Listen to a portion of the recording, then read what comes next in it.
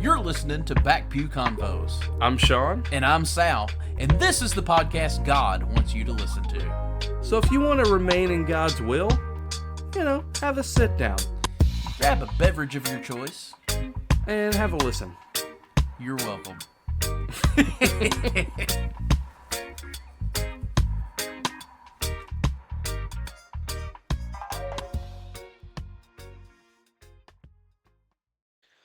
I am inevitable. It can't be stopped. Can't stop, won't stop. Stopping. Why won't you let me love you?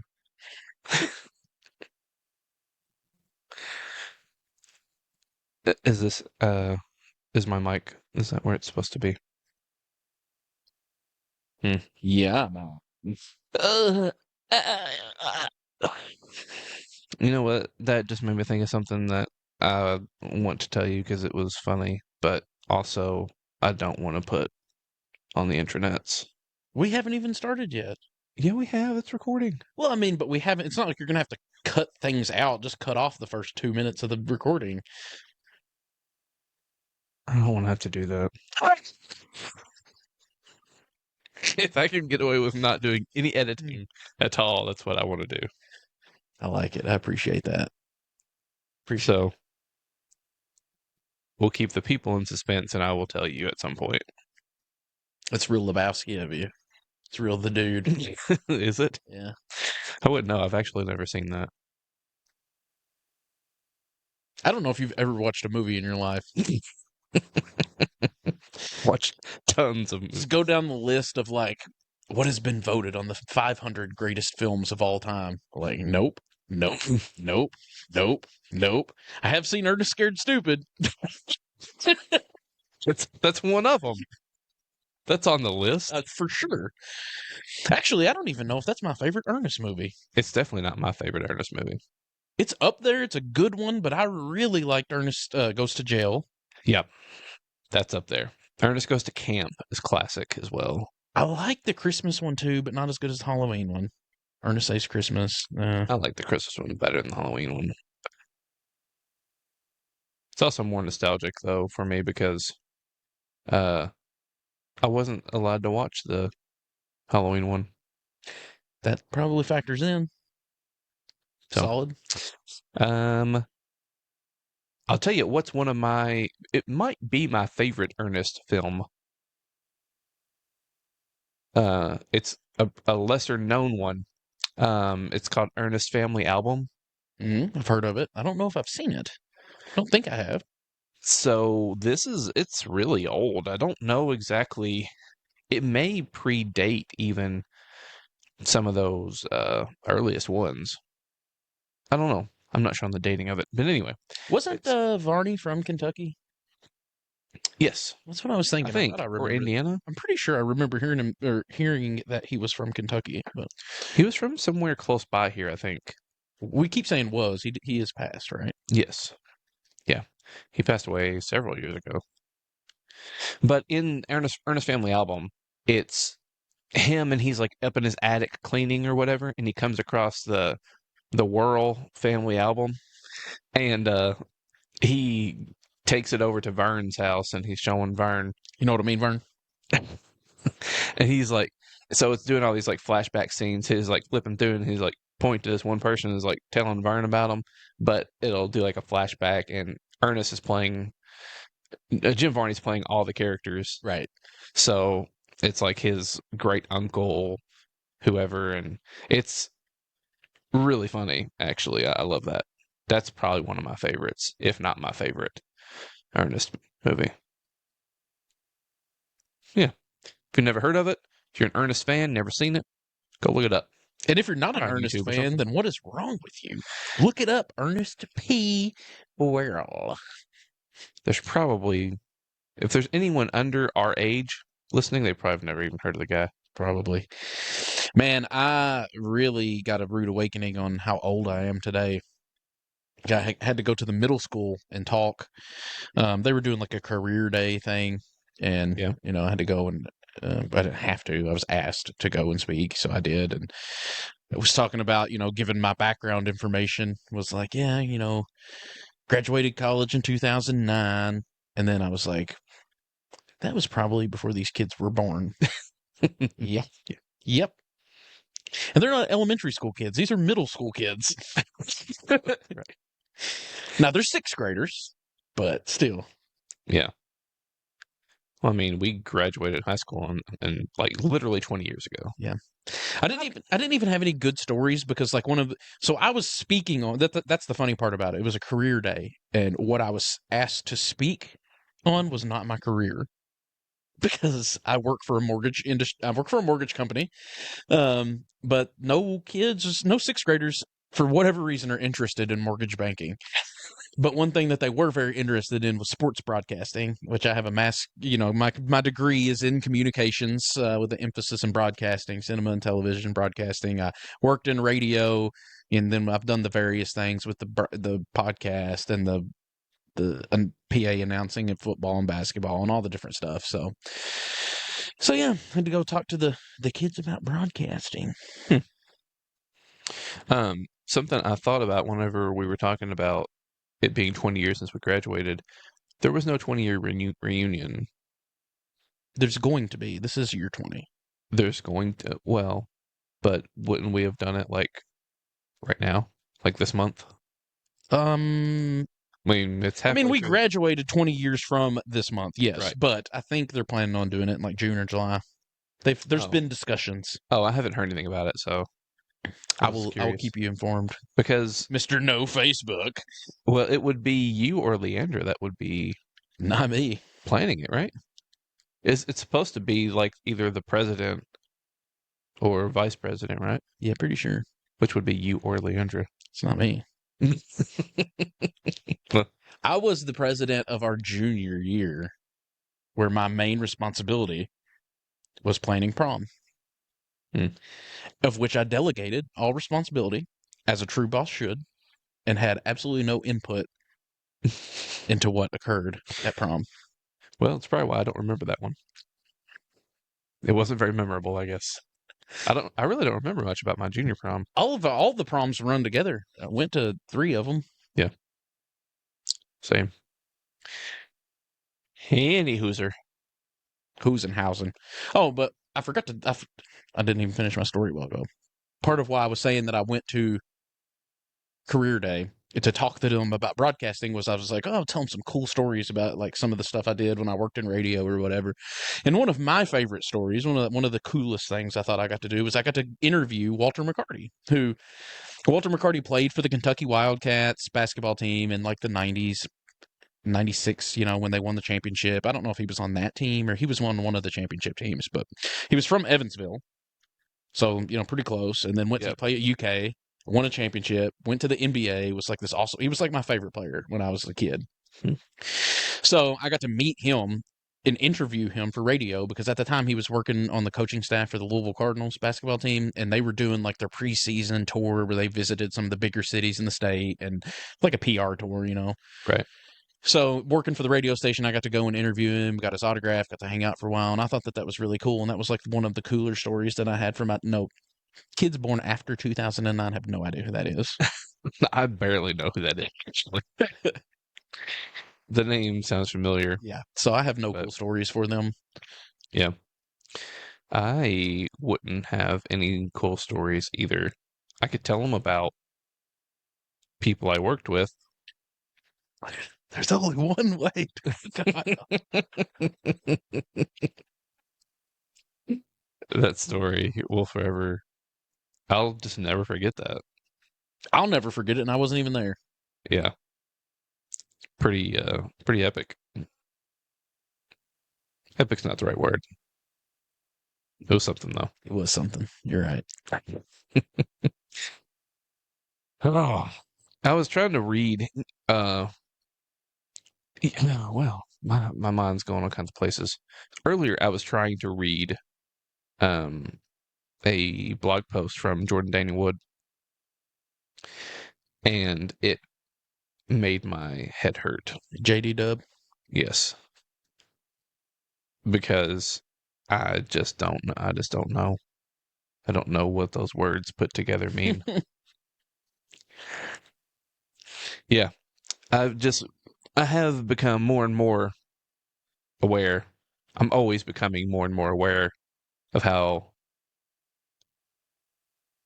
mm, uneducated, but not just uneducated, but like ill prepared I am to even engage with certain people's material. Yeah. You know what I mean? Like there's so much basic stuff that you would probably learn like in seminary, like basic stuff before you even got to, you know what I mean? Yeah, for Like sure. there's so much background information at certain times needed to even the more academic stuff. Like there's just certain like educational background you just don't like you have to almost have that basis before you can even understand what's being said.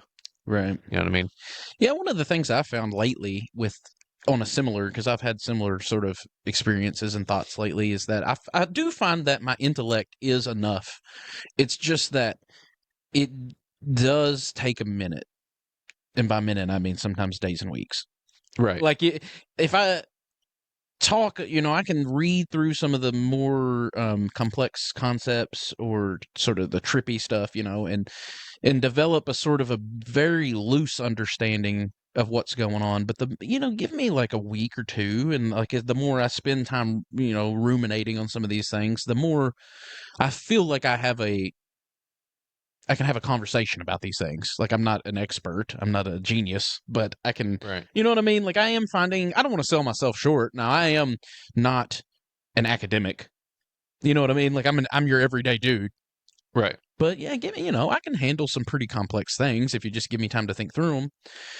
Like the time thing, I've been thinking about a lot lately because of, well, first of all, really you were kind of on it beforehand. That seemed to be something that kept coming up that you would mention.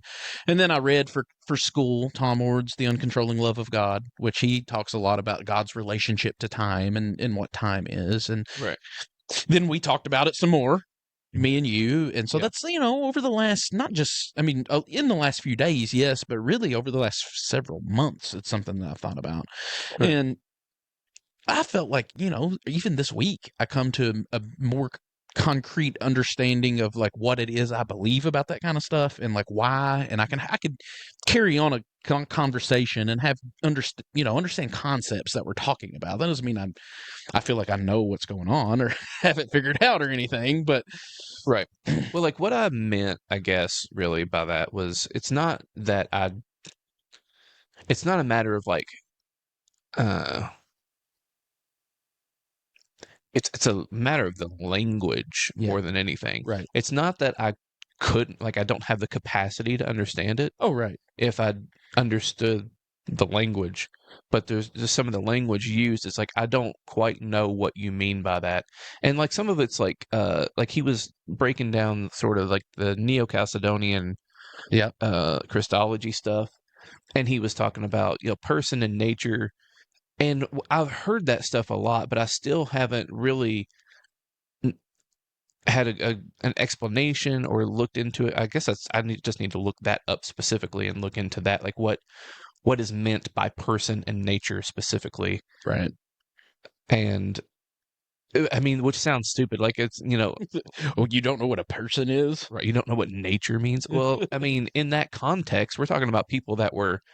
I mean, this was 1,500 years ago. You know what I mean? Like Right. that. Yeah, it doesn't do any good to have a conversation or try to attempt to read something if you don't know what that person means by that term. You know what I mean? Like, Right. sure, yeah, I could explain what nature is, but is that what this person means when they're using that word? I don't know. Right.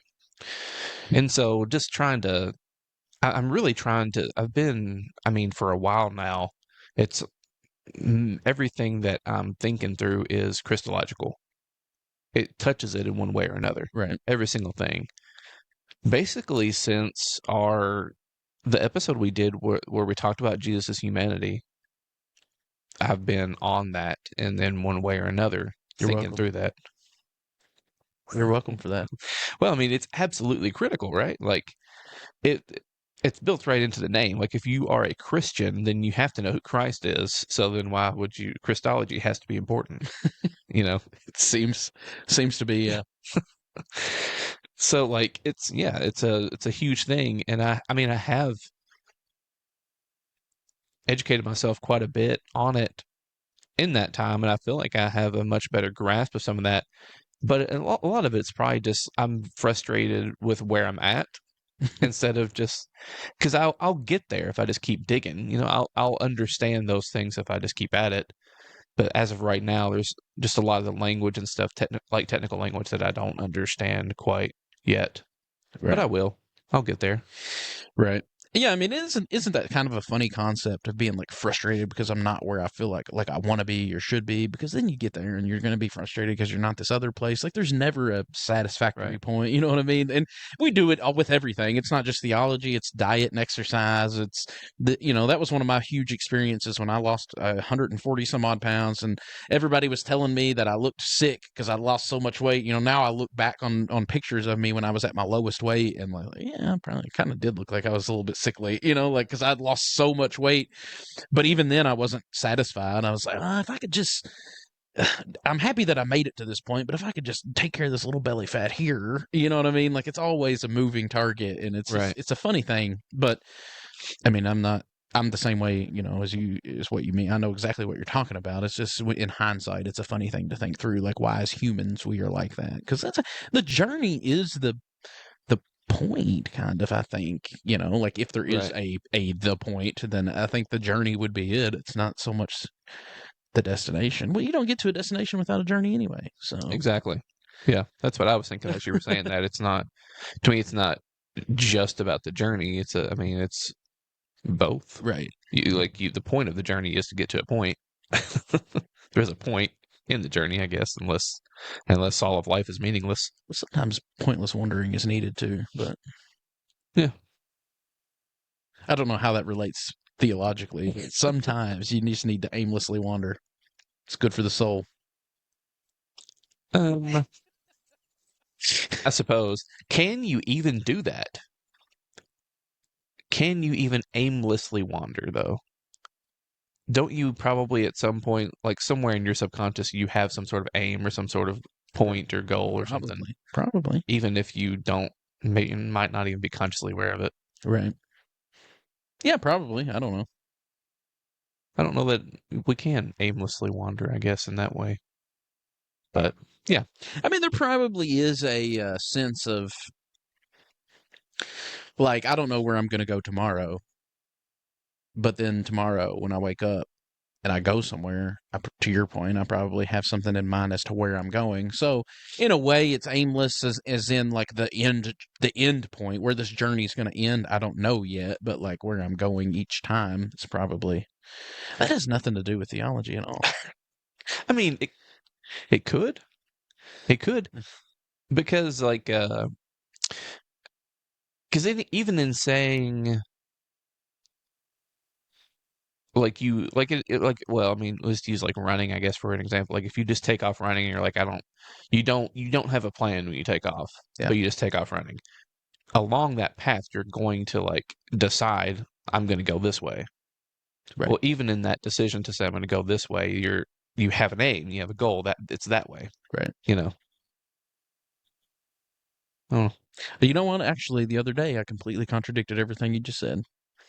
I oh went yeah, to the track, which okay. Point being, I didn't run to the track. I drove, so this was like the place I was running. But I had no plan. I didn't know how far I was going to go. I didn't know how long I was going to be out there, and I just ran. And then I was like, you know what? I think I'm done. And then I walked to my car and left. There was no plan. There was no point. I was just running circles. well, your point was to run Right. at the track, and then whenever you had the realization, oh, I want to stop, your goal was to stop. Right. See, but there was no pre-planned goal or anything. I was Right, just gonna go. right. I guess that's what I'm saying. Right. It's like it's not that Which really does tie into free will because you don't have it. yeah, well that's why I was saying it might actually tie into theology in that respect. Right. It's kind of where I was going with that. You do have a free choice to make Yeah, sometimes. I mean, some people are forced to make choices against their will, but Yeah. Yeah. if you're for if Uh-oh.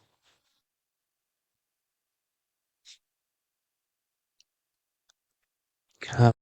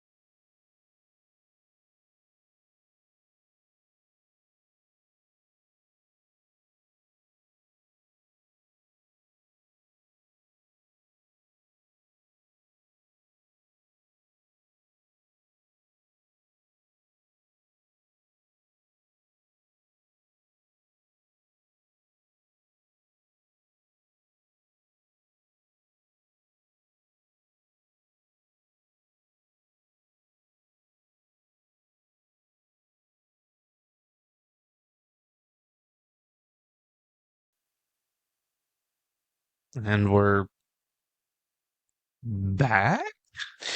we're backish. Maybe?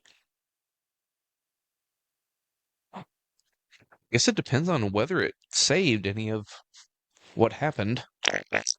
Whether back or not. I don't know. I don't know. Whatever. I don't know either, man. I don't. Anyway, we were talking about free will and not having it. Free Willy's more like it. Yeah. This poor little bent over hump thing, fin, dorsal fin. Yeah. Is it dorsal or is that the one on the bottom?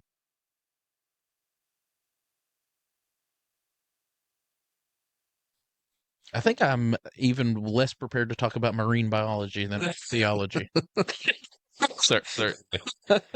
I don't know. Is it, maybe that is a dorsal fin. Not sure. I call it his back fin. He had a bent back fin. Yeah. Made me real sad for him. Mm-hmm. From being in captivity. Then I watched Blackfish and it made me real sad for him. Yeah. Yeah, I watched that as well. I was a big fan of the Free Willy movies when I was a kid. I thought they were all right. Yeah. I didn't dislike them. Yeah. I thought that was good. I always thought it would be neat to swim with an orca. I think they like to eat people, don't they? No, I think they're misunderstood. I mean, their name is Killer Whale. I mean, they probably would, just like any other creature would, attack a person.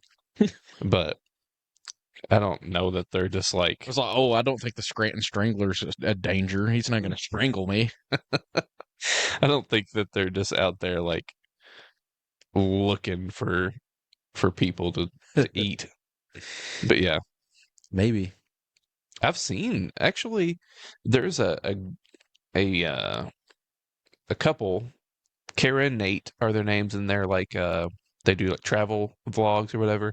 And I forgot where they went, but they went somewhere, and they specifically like their whole. It was like several days long, and the whole trip was to swim with orcas, Hmm. and they did it and didn't die. Well, So I don't know. That would be really cool to do. But there's no telling how much they paid for that. I'd probably do it if I had the opportunity.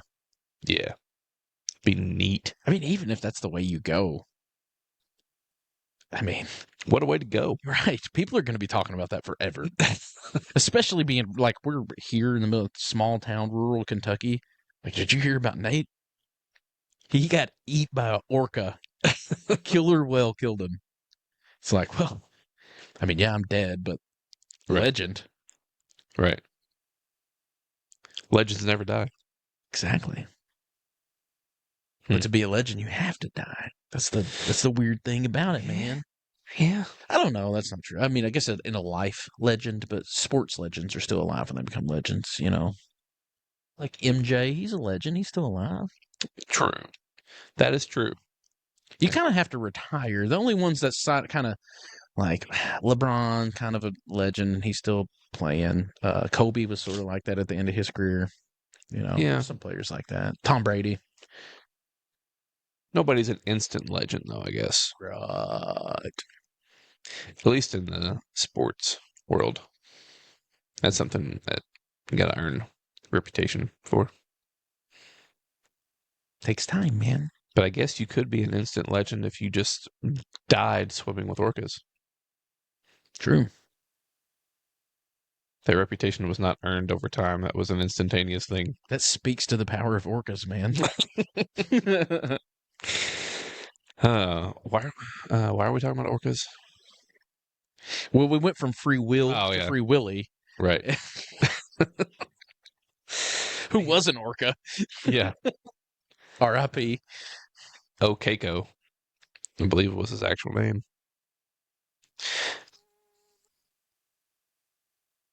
What were we talking about beforehand? We were talking about aimlessly wandering and no free will. Oh yeah. No free will. Um, free choice. Yeah. Yeah. But no free will because obvious. You know what's a weird question you could ask yourself is, does God even have free will? Oh yeah, we talked about that a little bit before. Yeah.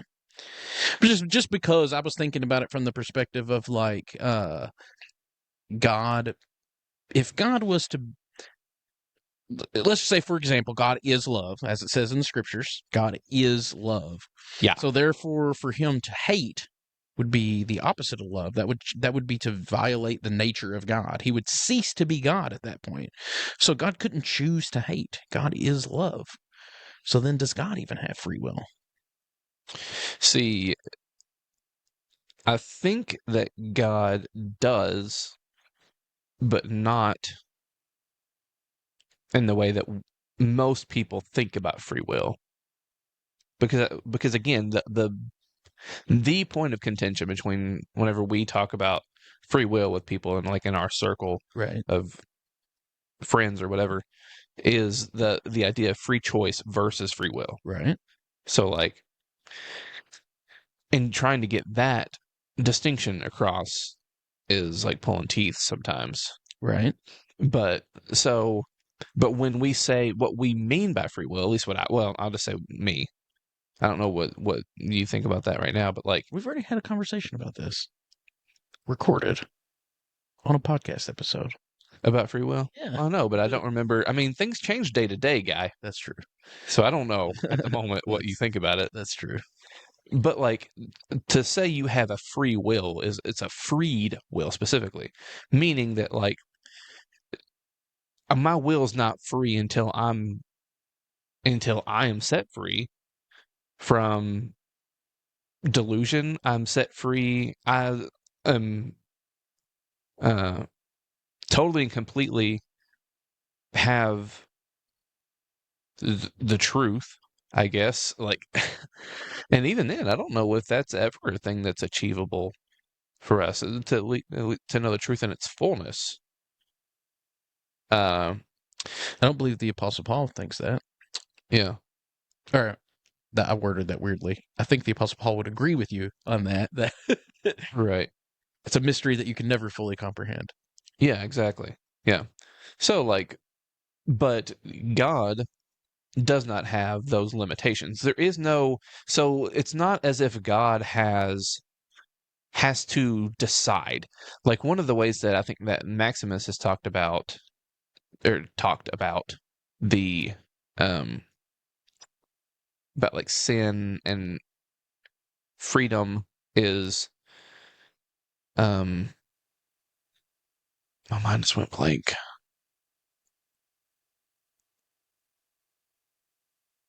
Maximus. Yeah, the need for deliberation. That's what I was going to say. Like we have a need, The word deliberation will throw any man off. Make it a weird one. like the fact that we have need of deliberation, that we have options, that we have things that like I have to decide between good and evil, Right. right? The fact that we even have the need to deliberate between options and say, is this the right thing to do or is this the right thing to do? Is this good or is that evil? Is this a thing that looks good but is actually evil? Is this a thing that looks evil but maybe it's actually good? Like we have to make those choices and we don't always know what the outcome is going to be. We might think that we're doing the right thing and it turns out to be a crapshoot. And sometimes the thing that we feel like maybe we shouldn't do, maybe we should do that. There's certain times whenever maybe we made the wrong choice, what I'm saying. But God has no need to deliberate in that way. It's not as if God has ever doesn't know what the right thing is, what the good thing is. Right. So God is totally and completely free because of that. Because there is nothing preventing God from being fully God's self. Right. I mean, yeah, but I think we're just talking about two different things. Like, I don't disagree with that. I don't think God has to deliberate what is good or bad. I'm just saying that there are, like, God, in order for something to be truly free, that means there's no limitations or nothing preventing or nothing keeping you from willing or desiring or even doing, what it is that you want to do. But in even saying that God has attributes, that God is love, by having a nature in and of itself limits what you are capable of, limits your freedom, the freedom of your will, right? Like that's why I used that example of love, because like if God is love, he can't desire to hate because that's opposite of his nature. So then that's not absolute freedom. If he's not free to hate, then that's not absolute freedom. Well, but that's what I think that we mean whenever we talk about us not being free now versus what it would mean for us to be free. At least that's what I think that I've always meant by that. Like, to me, it's not that choice doesn't equal freedom. Right.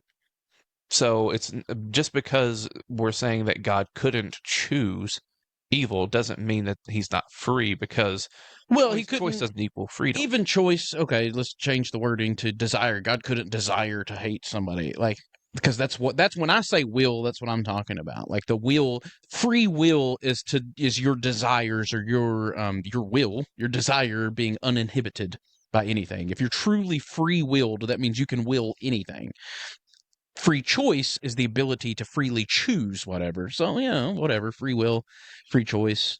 Like that's the way that I use free will is in saying like your desire is unaffected by anything, including I guess your own nature in theory. I don't know. Anyway, this is all stuff that just came to me. So Well, like I think that we're we're saying this kind of the same thing, but like to me, but our takeaway from it is different. Like to you, God can't do this thing because it's like there's a limitation because of God's nature. And I understand that. And I would say that God, right, I would also say that, I mean, I don't like using the language of God can't, but I would agree with that. Like God can't hate because God is love. But to me, I don't see that as a limitation as much as it is a true freedom, a freedom that we don't have because we have that.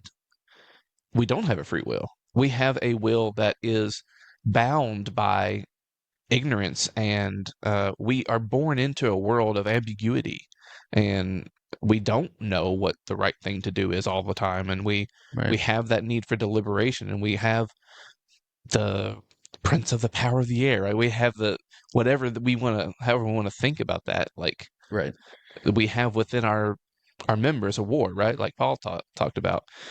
God doesn't have any of that because God is truly free. And because God is truly free, God is free to be who God is, and God is love.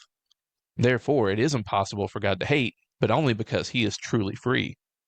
In my opinion, that's how I see that. okay. Like you said, I think we're saying the same Yeah. thing. You were saying it a different way. Whatever. Like, yeah.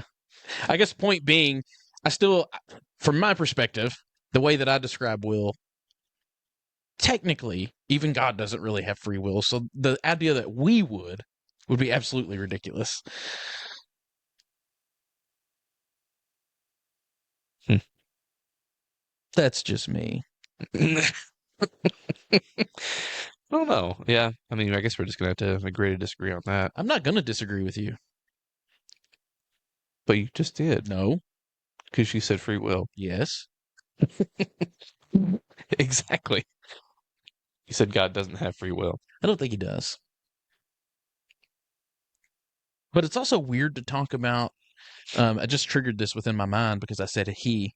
But it's also weird to talk about or God, not a God, but talk about God being having a will at all, which that's biblical language. I understand that's the right language to use. It's just depending on how you conceptualize the idea of God being a being or not, or what that entails, that Yeah. it's a weird thing. Right. Well, like by will, I mean, we laid again, we laid it out in the free will episode. Like to say free will would mean that your desire, your will is your desire, right? Right. So, like, if you're free, if you're truly free to do what you want to do without there being any limitation or any ambiguity, nothing clouding your ability to choose what you actually desire, then that would be freedom. That would be free will, right? Um. Yeah, I think so. And that's all I'm saying about God is that I think that God is fully free to do what God wants to do, which is love and not hate. Yes. Yes. Anyway, Yes. yes. Yeah. I don't know.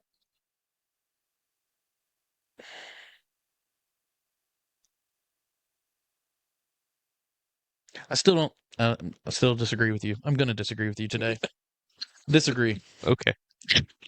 I don't understand why though, but No, we're not really disagreeing. It is like you said. We are kind of saying the same thing. It's we're definitely basically saying the the same same thing. thing. It's just a different wording around it. But I guess that for me, the idea of freedom means completely free. That means there is nothing preventing me from doing either or. There's nothing I can want anything I want. I'm not influenced. What I truly want isn't influenced by a delusion. There's nothing influencing me. Even my own nature, right? Like my own, there are things within just my own nature that makes me will things that I will, right? But like I think if we say that God has a nature, then you have to think that he is constrained, let's use that word, like constrained by his own nature, because to be other than God would make him not God. So that's not true freedom. If he's not free to be other than God, then that's not truly free, like a complete, absolute freedom. Now, I agree with what you're saying that God isn't, his will isn't tainted, let's say, by external influences, but it's also not completely free in that he is unable to be other than he is. Right. But all I'm saying is that his inability to be other than what he is a sign of true freedom. I think I just don't agree with that. That's what I've always meant by that, actually. I don't know if maybe that's one of those things that, like, we've said things and just, like, it, without getting into the details, we never understood what we meant by it. But, like, anytime I've ever talked about free will on the show Right. and talked about how we don't have free will, but one, like, the point is to be freed, to have our will freed. That's what I mean by it. Well, I think that is an aspect to it. But the end goal is that you can have your will freed from all external influences and still choose the other options. Still choose, if you know what I'm saying? Like you still have the ability to do the either or, even though now your will isn't influenced by external influences, and thereby you should logically choose the good option. You know what I mean? Like, If but, all you want to do is the good, though, right. But you're if still doing what you want to do. you are doing what you want to do, but even if you wanted to do other, you couldn't. You couldn't just, God couldn't change metanoia and decide to be hate. He's not free to do that. Right. So that if he's not free to do that, then he doesn't have free will. But what, yeah, we're just going to end up disagreeing, I guess, because, like, to me, I've never disagreed with someone more than I agreed with. Just kidding. Because to me, that really is the mark of true freedom, is to be so fully and completely you that to be other than you is not even possible. That is being truly free to me. Well, I understand. Again, I don't really even disagree with you. It's just that the language of it, like when we talk about free will and humans having free will, you see like the point that I'm making with like God can't even be other than God is. So this idea that we could have free will, that we could choose to be, that we could transcend whatever these external influences, these other influence, even God can't choose to be other than just what he is.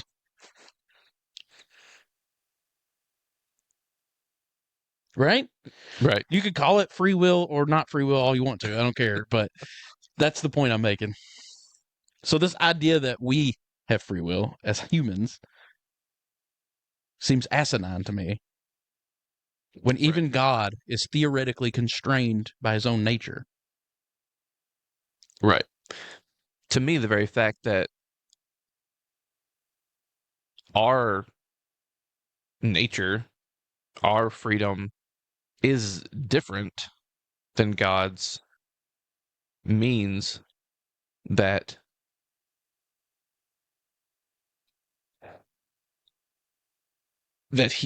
God is free in a way that we aren't. Probable.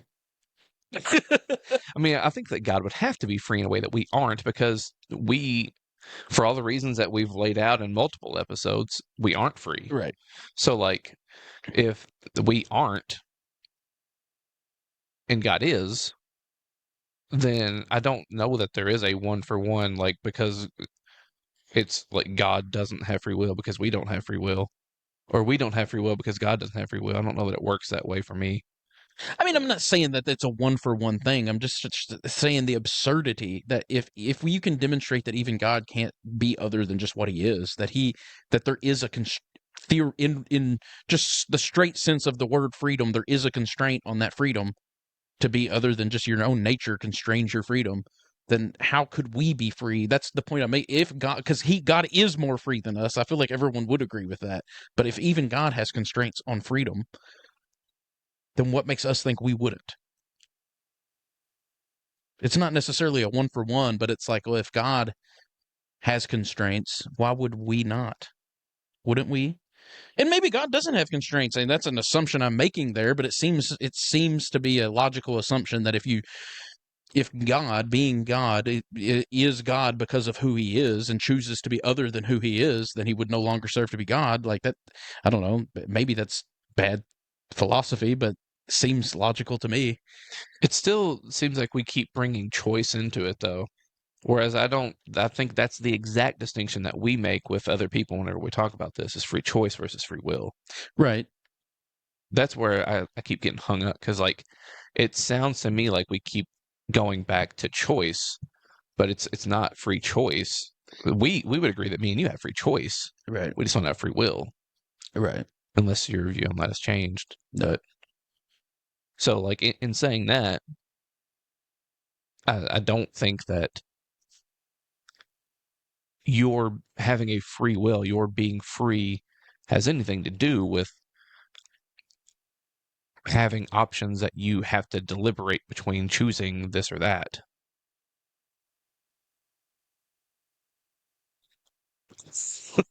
Okay. I think that freedom, true freedom, is just being yourself. And so, because God is love, He can't be hate. He can't hate. I agree. And it's not as though God. I don't think that God makes choices. I don't think that God chooses in the way that we think about choice. Right. Well, that's what I was hinting at with the whole it's weird to even use that kind of language when referring to God. It was more just a like, man, think about this than a Yeah, than a a theological treatise that I'm trying to lay out there. But right. Well, I mean, it to your point, like I agree, like God can't be other than what God is. Um, and to you that seems like a lack of freedom. To me, it seems like ultimate freedom. But at the end of the day, like what we're saying is like, yeah, God is love and therefore can't hate. right, Like there are, right. I guess, Which is a limitations in that sense. weird thing. The only reason why that came up to me, or that thought, that's not an argument that Tom Ward makes necessarily in the he doesn't talk about God's free will or anything like that in that book, but he does talk about, like, that's one of the arguments that he, at least my understanding of what he was laying out in that book that I read at the beach, was that God can't be other than what God is. You know what I mean? And like that's because I know he's used that language before. Which again, to if you're not familiar with who it is, it's Tom Ord. He also wrote a book called God Can't, I believe. But like that language has always been triggering to people. It hasn't really bothered me as much as it seems to bother other people. But I'm kind of a heretic anyway, just by nature. So stuff like that doesn't usually bother me. Um, but even in saying that, even within a dirty, rotten heretic like me, there's a little bit of me of like, I don't know how God can't. Like, it's like, I don't know, like something about that feels off. But then when I actually read the book and heard his argument, what he was saying, I was like, well, now that I understand that, that makes way more sense. And I've probably heard him say it 100 times on podcasts and just never absorbed it. You know what I Right. mean? Yeah. Because all he was saying was the God can't be other than God. Right. You know what I mean? Like, God can't hate because God is love. For him to hate would be the opposite of love. He would cease to be who he is by nature. He would cease to be God. Like, he can't. And like, that's triggering language to use for some people, but like, think about what you're saying there. Like, if you call that into question, then I don't know how you can claim God's immutable. Like, if you truly believe God doesn't change, Right.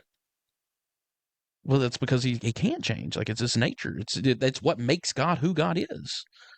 Right. So, Yeah. And that's just like basically at every point with that. whole thing, my problem is going to be the same as it was with the whole free will discussion. It's like, to me, it's not a sign of, it's more a sign of freedom than it is limitation. But, Right. But in either way, the point, it doesn't change whatever right. language you want to use. The point being, Yeah. but titling your book God Can't is a lot more like, I as mean, far as selling books, yeah. it's a pretty smooth move. Yeah. I don't know. I still have a lot of real disagreements, I guess. Like, I just don't, it's not even disagreements. It's more of just like, I don't, as I understand anyway, because I haven't done like a super deep dive into open relational theology. I've listened to part of the open relational book by Tom Ward, and Yeah. I've listened to him on several podcasts and stuff. And um, yeah, I mean, from what I understand, I just don't really see what that view brings to the table that I don't, that I, like, I think that everything he's saying, other folks are saying it without going to the links that he is to say it. Yeah, maybe. I Maybe. don't know. I don't even know if that's probably not even the right way to say all of that, but To be honest, the more I read about his views and the whole open and relational thing, the more sense it makes to me. I don't know. I don't know that I even know enough about it to say I'm an open relational theology. Like that's. I'm going to label myself with that. But the more I learn, the more I hear him, the more I read. It just I don't know why. Like I think to me, I find that aspect of it interesting. That you don't find it compelling, and to me, it makes more sense. But like we're both pretty equal of intelligence and education, and like it's just a weird how things like that. There's no like why certain things are attractive to you that aren't to me, and vice versa. It's just a weird kind of yeah, thought experiment. Like what makes us like that? Why is that? Because I was, me actually, I said this to you Sunday when we were talking about this topic, and I was like, who cares? Why does it matter? Like, I have no interest in convincing you that the open and relational theology is the way. Because why? What would it change for you?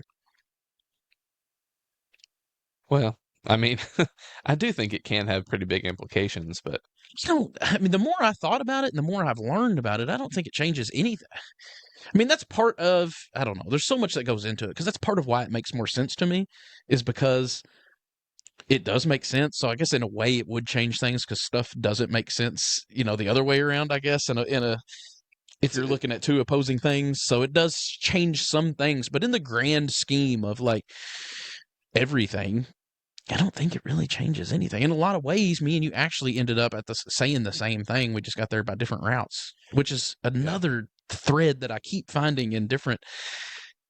I can't remember if we recorded this or if I just told you, but a couple weeks ago, I watched a couple of lectures from Malcolm Smith, for class, which I love, absolutely love Malcolm Smith. I could listen to that guy talk theology every day. Like just the passion that he shares in talking about it yeah, is contagious. And plus, he's got that accent. It's like I don't know if he's English or Irish, but it's in that region. He's right, got some sort of accent that, yeah, it's just, I could listen to him talk. The guy's a talker, right, especially in theology because he's so passionate about it. Like there's something about people when they talk and they're good talkers, but they're just speaking on something they're super passionate about that's just contagious. You know what I mean? yeah, But, where I'm at right now theologically, he was saying a lot of things that I maybe, well, I guess the best way to say it is we get to the exact same point, but we take completely different paths to get there. And that's still stuck with me. That was probably 4 weeks ago. It's still stuck with me about how often I'm finding that theme of like, I don't know. I mean, I can see in other thoughts why it would be important to make sure everybody thinks the same way as me and thinks the right way. But from the way I see things, I don't know how much I care about that anymore. Like, right. because I'm finding that we get to the same spot. And if you're getting there, I don't care how. I mean, that's part of why I am where I am is because I think there are multiple paths, right? Like I think that I don't believe in a one size fits all approach. That's why I believe part of the way I believe. So I don't know, man. Yeah, in one sense though, it is because you do see things so differently, it's inevitably going to end up you're going to end up disagreeing when you have conversations, Right. you know. Well, that's So what it's I'm not like a matter of trying to convince someone, right. but disagreements just naturally will occur in the conversation.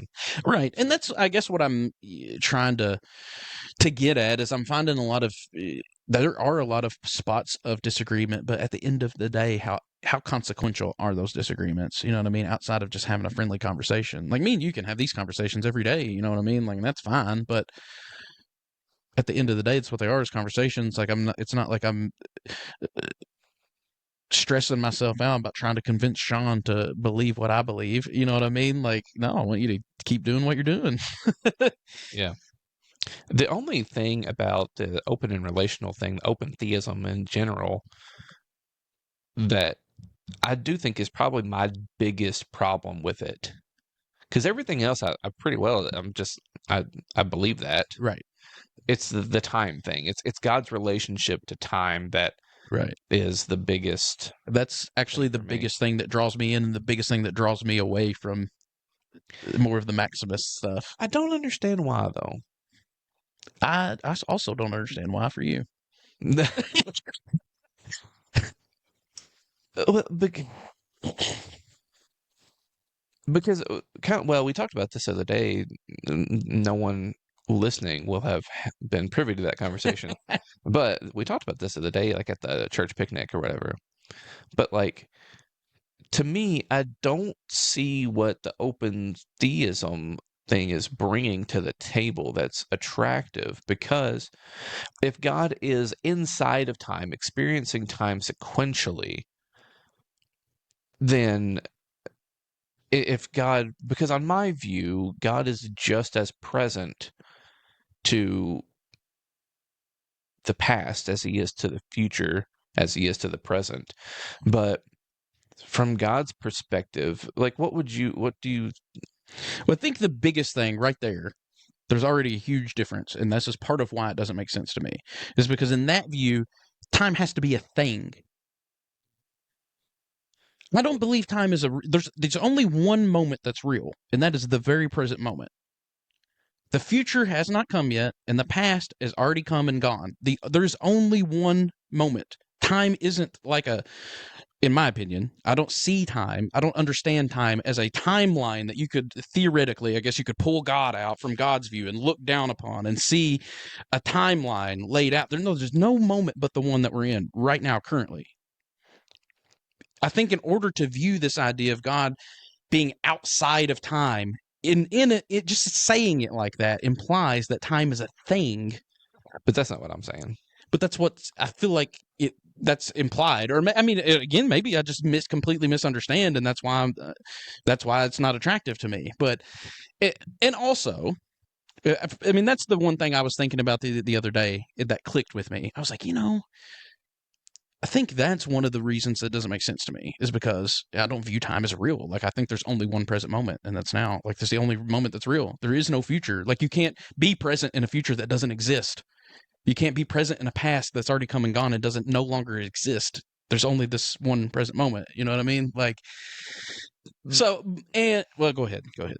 What I was gonna say is like though the past does exist though. Yeah, I disagree. It did exist. If it didn't exist, then we would have no memory I of it. didn't say it didn't exist. I said it doesn't exist. If it It doesn't, did exist. It was real and it came and gone and it no longer exists. It's nothing more than a memory now. It doesn't exist. what about from God's perspective? It doesn't exist. So Abraham, Moses, David, yada yada yada, Jacob, none Existed. they don't exist Not from God's perspective. They're just nothing. They have no every person that's ever existed until this very moment that we're living They're just kind of non-existent to God. God doesn't like, there's no, God has no relation to them at all. I wouldn't say that God has no relation to them at all, but they don't exist in this physical realm. They don't exist right here and right now to me and you because we are separated by time. Right. But So they exist in this present moment, the only real present moment. They exist, but only in the presence of God. They don't exist in the past because the past isn't real. It's gone. It's over. my problem with it, though, is that if God is only existent within time, in this present time, then how are they present? How is God present to them? He was present to them in their time because because this time didn't exist yet. That was the present moment. But not now. But that moment is gone and past. So they aren't present to him right now. They're present to him in this moment, not in the past, in this present moment. Right. That's what I'm saying. That's what I'm saying. What I'm not saying that God is outside of time as if God is like hovering above something called time Right. and overlooking it somehow. What I'm saying is that God is inside of every single moment, inside of everyone and everything, actually, I mean, yes, at every single moment, I still don't right think now, past, present, and future. I agree with that. Well, now I think you did. But I was going to say I don't think you're understanding what I'm saying, but maybe you did because I agree with every single thing that you just said. It's just that time, the past, present, and future aren't all happening in this present moment. There's only one present moment. So, like, yes, when David walked the earth, God was present with David in that moment, but that moment has came and gone and no longer exists. That doesn't mean David doesn't exist. If you believe in an afterlife, David still exists in the presence of God, but he exists in the presence of God in this moment, not in the past, because it's gone. It's over and done. It doesn't exist anymore. He exists in this moment. And all I'm saying is that God isn't bound by our moments. It's not a matter of being bound by moments if there only one exists, though.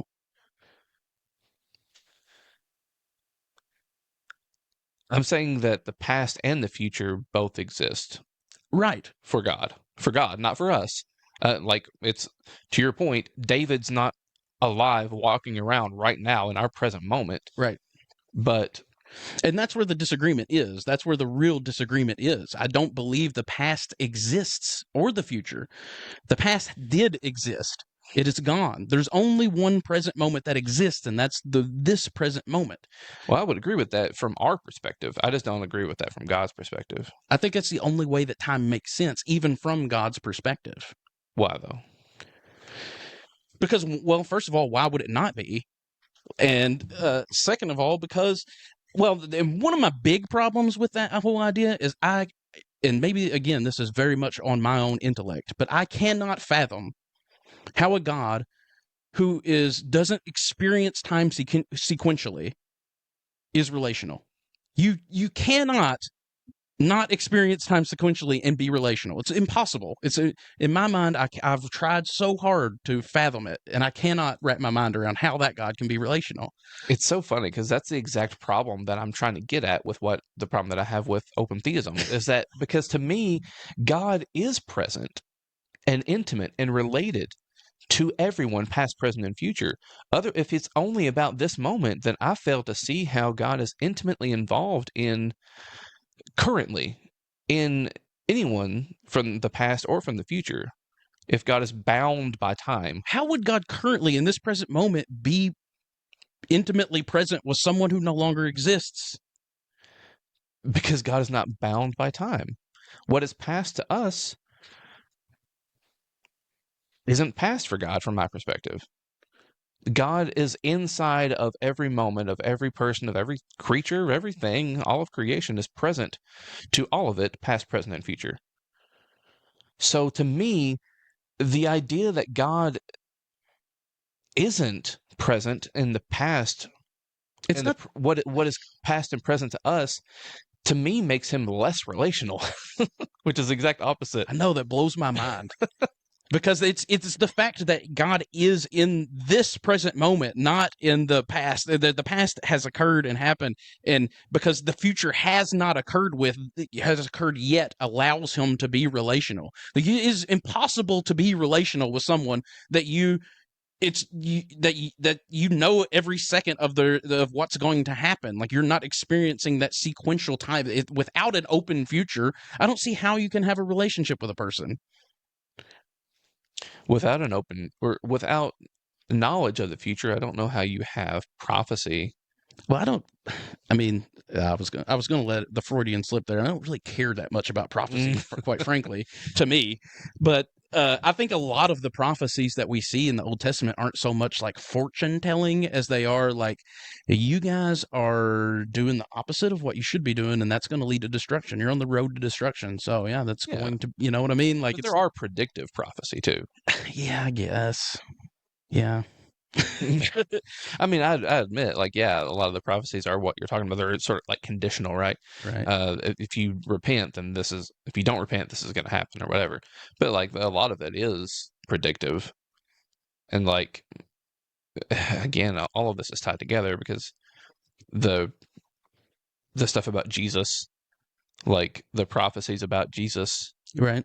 those are all written, hundreds, thousands of years prior to, or at least were part of the oral tradition, you know. So like, I don't know how that works into that sort of open theist view. It's not really a big thing for me, so I'm the wrong person to ask for that one. But you should ask Tom Ward that one. Well, I actually did hear in that conversation that he had with Chris Green on Everyday Theology that they talked about that, and I was actually thinking about that when we were talking earlier, that very conversation, because that was the example that came to my mind whenever, like, because we both listened to it. You sent it to me and I listened to it, yeah, and I left that conversation very much like, but like, yeah, I think Tom very much had the preferred opinion there. Like, his opinion made a lot more sense to me, and I think that yours was the exact opposite. That was what I had in mind whenever I was saying how weird it is that we, like, just different things resonate with us. You know what I mean? Like, yeah.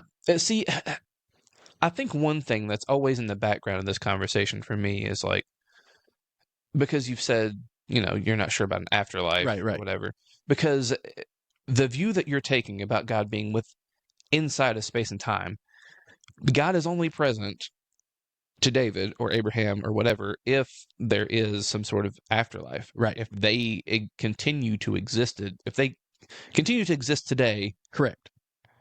Which Tom believes in afterlife. Yeah. right?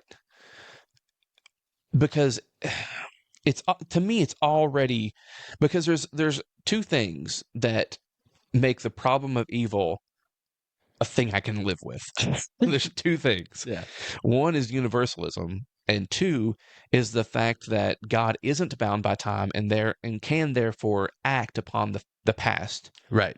Those are the two big pillars, Right. and from your perspective, both of those things are gone. Right. Right. Well, it's actually funny, and this just goes back to how different things resonate with us. Because to me, the fact that the past is the past, uh, I don't know that it makes the problem of evil better, but to me, it's more. Um, I'm trying to think about how I want to say this, because I know I sent it to you in a text too, because that is one of my problems with the whole idea of the God not being bound by the past. The past still exists, and he can go. I don't know. It's probably not the right language to use, but change the past or whatever, make the past right. Let's say. And to me, that, like, kind of really downplays the things that have molded people into who they are. Like, the people that have overcome the horrific things that happened to them, to me that really is, like, if I'm somebody who suffered through something horrific and overcame that, but you're telling me that that's going to be made right, in the past, whatever that is, like, whatever that means, then I'm almost ticked off about that. Like, no, I freaking put in the work and overcame that, not just me, with assistance, obviously, always, but you know what I mean? Like, to me, it all kind of takes away from the very fact that we have struggled through those things. Like, I don't know. But to me, I mean, I see your point too, but I mean, and I fully understand that, right, and like I want to make it clear that like if someone is listening, that is in that spot. right. I'm not trying to downplay in any sense what has happened to you. Um, and the fact that people do experience the thing is to me the fact that people do experience healing to whatever extent someone receives healing from those traumas here and now, to whatever extent they do that, it's because they're coming into agreement with God's will. It's because they are um, when you use the phrase of like putting in the work, right? Right. What you're doing in that situation of putting in the work to bring healing is you are participating in God's um, healing those things. Like it's a thing that we can experience here and now. That healing, the things that are changing the past, you are experiencing that healing here and now. You are participating with God and God bringing about that healing in your life. Um, and that's good. And that's what and there's more to come. There's more healing to come. And I think that ultimately what what has to be though, I think, is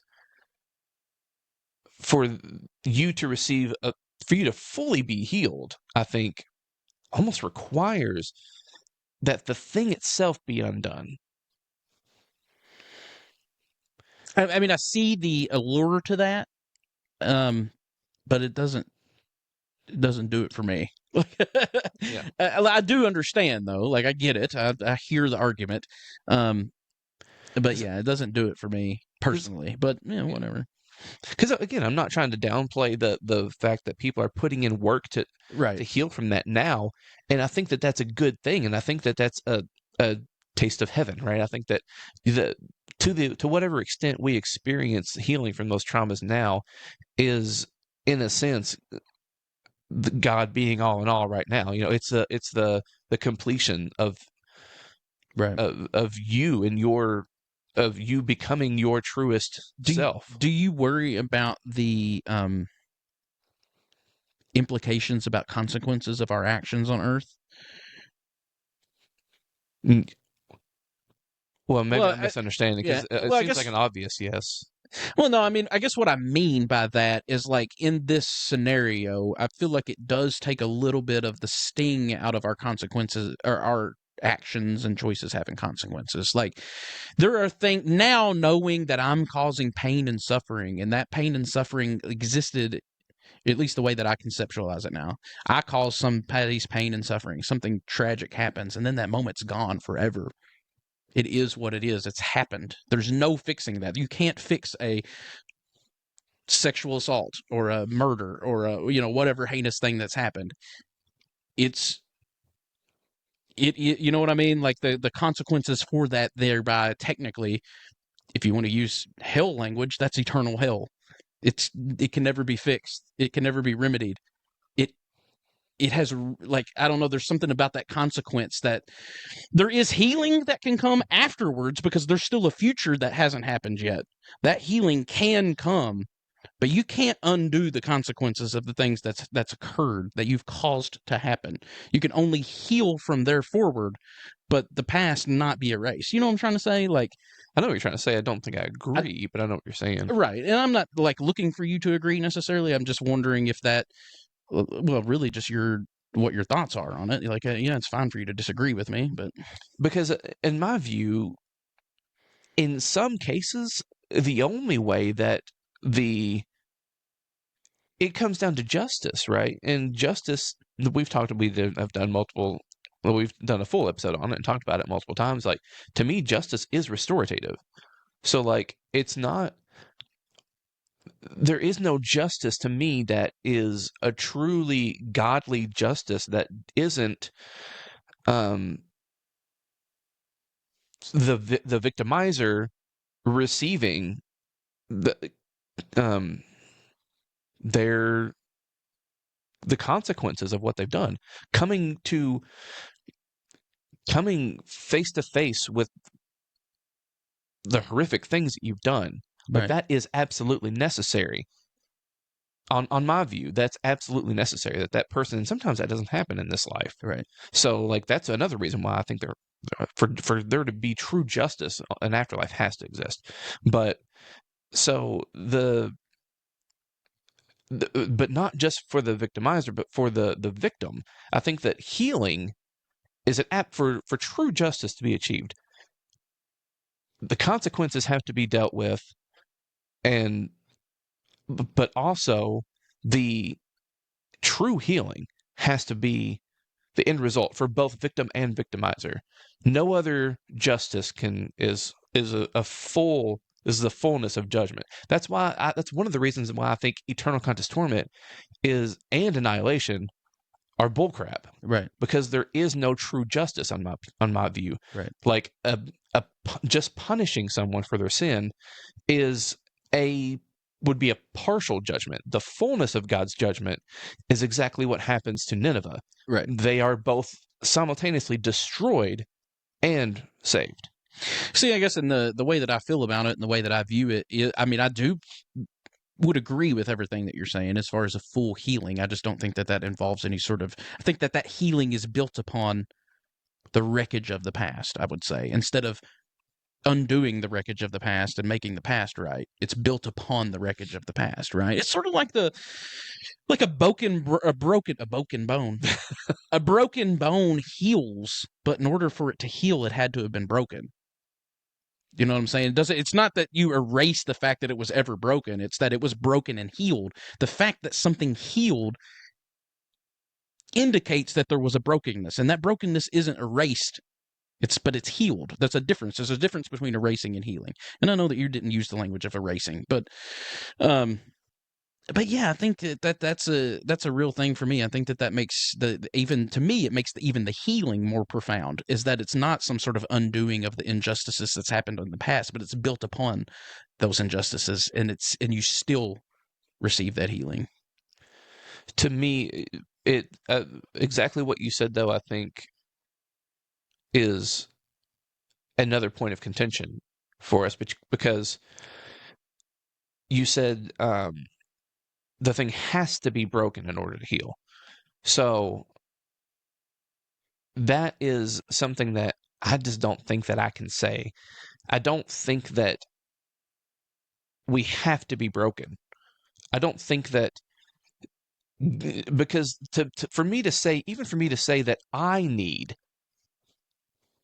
this past experience to be me in my fullness, in my truest self, I have to have this thing, is to say that God has to have it.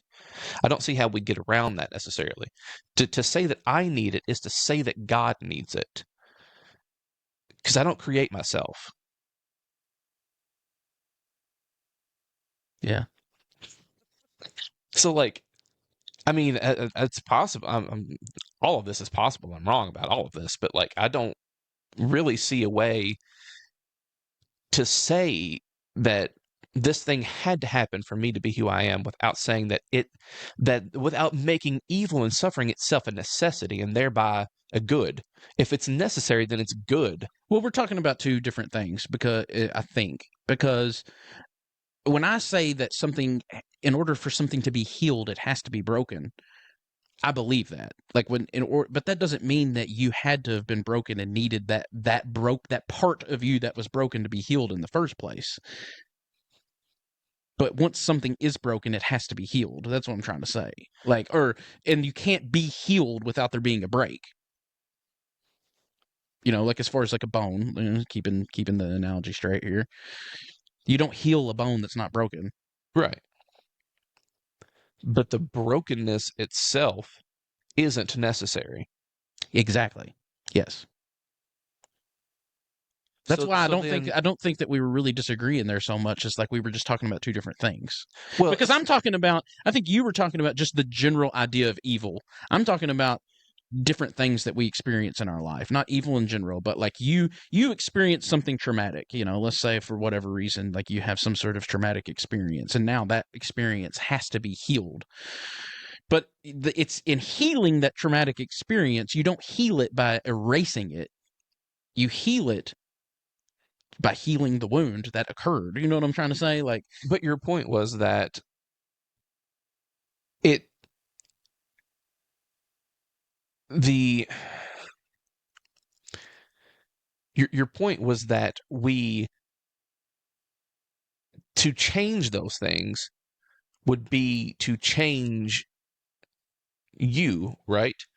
Like, Mm, I didn't say that, but I do think I kind of believe that. I think you may have got lucky on that one. like Yeah. to me, I don't see any way around the fact that we're at the end of the day, we're saying that this thing was necessary. Well, only if you're saying it depend. I guess it just depends on if you think that you don't have anything left to heal or not. You know what I mean? Like, if the only way to get you to where you were was to go through those, or not where you are, but where you need to be. You know what I mean? Like, I think that there are places that we are at in our journey, in our life journey, that we or that have shaped us into who we are, but who we are is a false self. You know what I mean? Yeah, I don't know that we're entirely a false self. Well, I don't necessarily mean like, well, I don't know. Maybe. To me, we're not entirely a false self, but there is a false self. There is the But thing that if even 1% of you is false, then are you being true? not fully. That's all I'm saying. But that doesn't mean you're fully false either. Only a little yeast leavens the loaf. True. Um, but like to me, I just that is something I cannot say. I can't say that because to me it really would be to admit that if evil is necessary for your creation, Right. then it's good. Right. And then we're saying that evil is good, and I just cannot and will not say that. I don't think that I would say that evil is necessary. Okay. So then I don't understand I guess the problem with that being healed or changed if it's not necessary. Well, I wouldn't say it's necessary, but it has occurred. Yeah, in time as we understand it, yes. Right.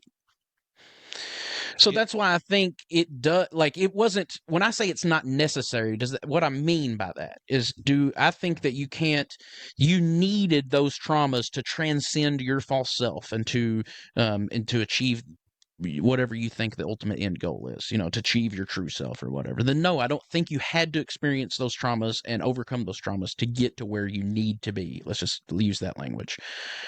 But because we have free choice, Mm-hmm.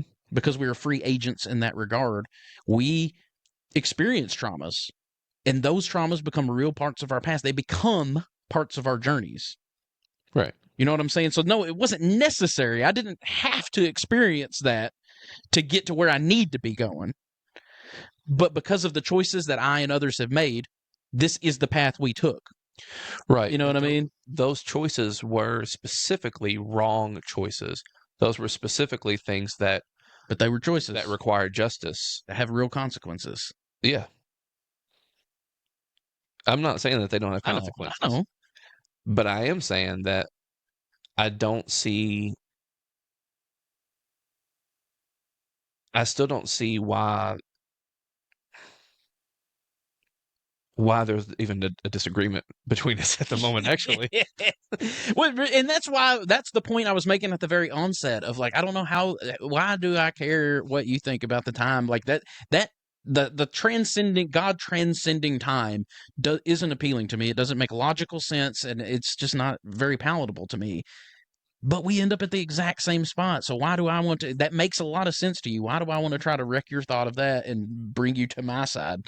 I don't. I don't care about that. Like, you know what I mean? Like, Yeah, it's just, I mean, there are the things that we do disagree about, I think are real disagreements, and I think that they have real consequences, real, you know, downstream effects or whatever. Like right. the whole I think reason we so. got on this topic is because of like what I think personally the problem of evil becomes too much for me to live with on that. Yeah.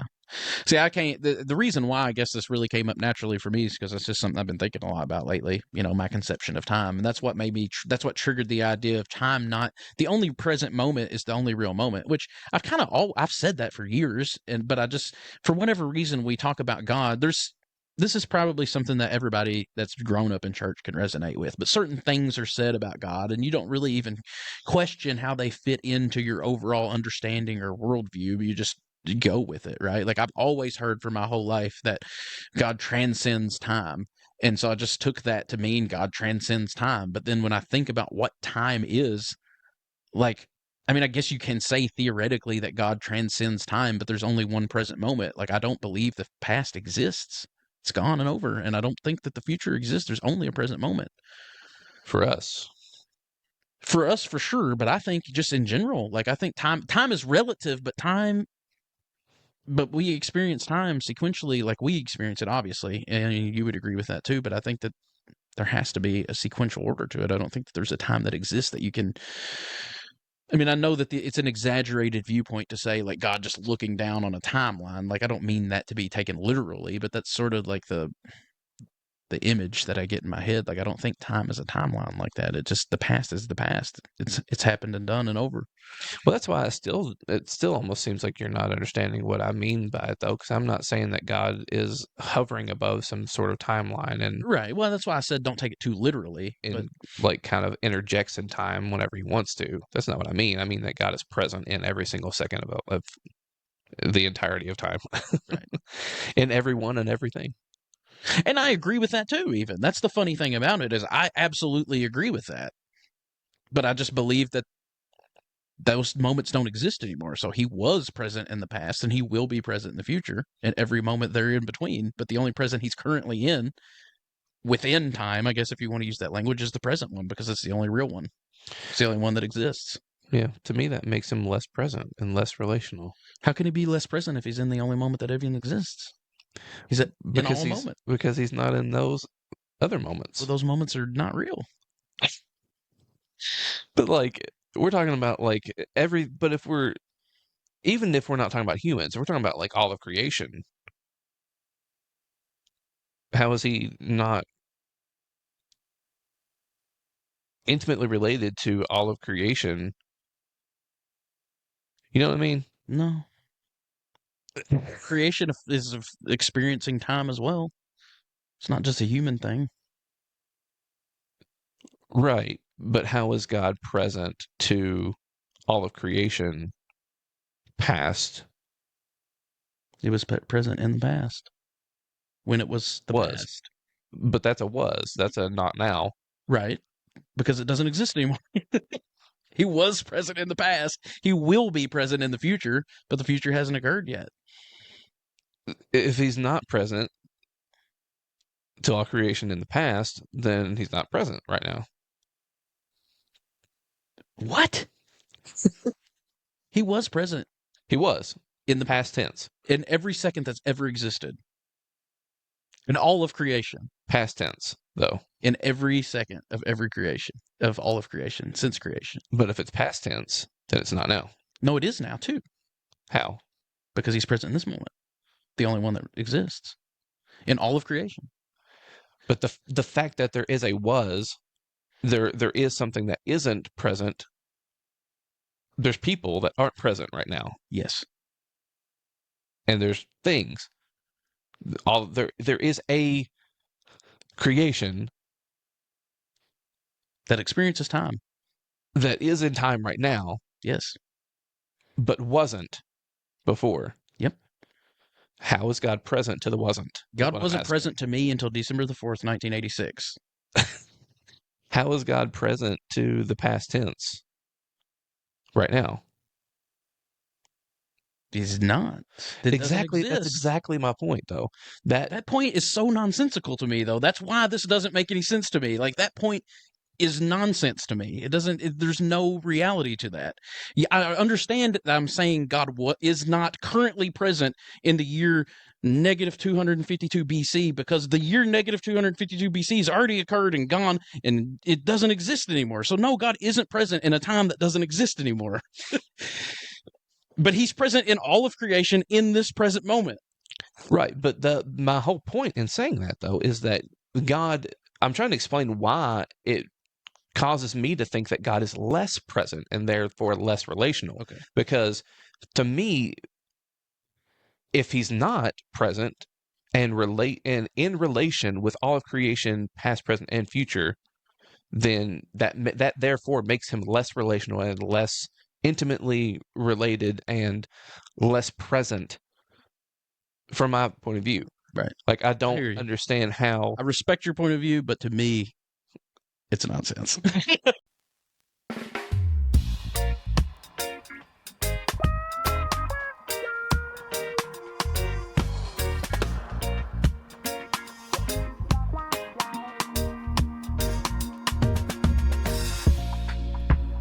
You're listening to Back Pew Convos.